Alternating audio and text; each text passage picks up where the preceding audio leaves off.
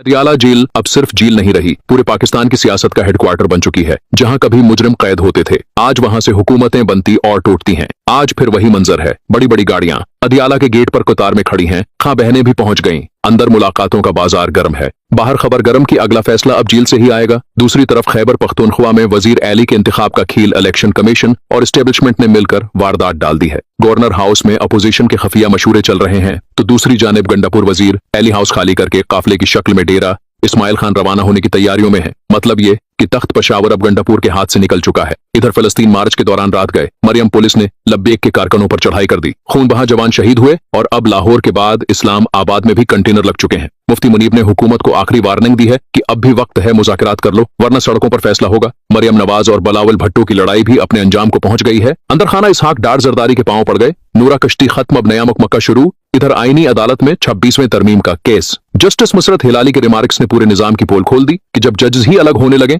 तो इंसाफ कहां से मिलेगा। और इधर अमेरिका में डोनाल्ड ट्रंप एक बार फिर दुनिया के बादशाह बनने की तैयारी में है। फिलिस्तीन तंजीम से मामलात तिपा रहे हैं। जमहा को बड़ा दौरा मुतवक्का है और मजे की बात यह कि शहबाज शरीफ उनके माहिदे पर एक बार फिर तारीफों के पल बांध रहे हैं। यूं लगता है कि पाकिस्तान से लेकर वाशिंगटन तक सबने अपने अपने मफाद का सौदा तय कर लिया है, लेकिन कौम अब उनके खेल समझ चुकी है। फैसला अब सड़कों पर होगा। जेलों में नहीं, तख्त अदियाला के बादशाह अब अवाम के फैसले के मुंतजर हैं। रात के अंधेरे में कुछ ऐसे फैसले हुए हैं जिन्होंने पूरे पाकिस्तान के ऐसाब हिला दिए हैं। जर्नीलों के ऐवानों में होने वाली 272वें कोर कमांडर्स कॉन्फ्रेंस का एलामिया किसी आम मीटिंग का खुलासा नहीं, बल्कि एक ऐलान जंग था, जिसमें कहा गया कि दहशतगर्दी, जराइम और उनके सियासी सरपरस्त अब रियासत के लिए संगीन खतरा हैं और उन्हें किसी सूरत बर्दाश्त नहीं किया जाएगा, चाहे उसके लिए कुछ भी करना पड़े। ये वो लाइन थी जिसने सियासी जमीन हिला दी, क्योंकि सवाल ये है कि सियासी सरपरस्त आखिर हैं कौन। हुकूमत में न लीग है, पीपल्स पार्टी है, मौलाना फजल रहमान है, ANP है, तो फिर गठजोड़ कहाँ है? या ये ऐलान सीधा तहरीक इंसाफ की तरफ फेंका गया है? वही तहरीक इंसाफ जो अमन की बात करती है, जिसके कारकन नारे नहीं उम्मीदें लेकर निकलते हैं।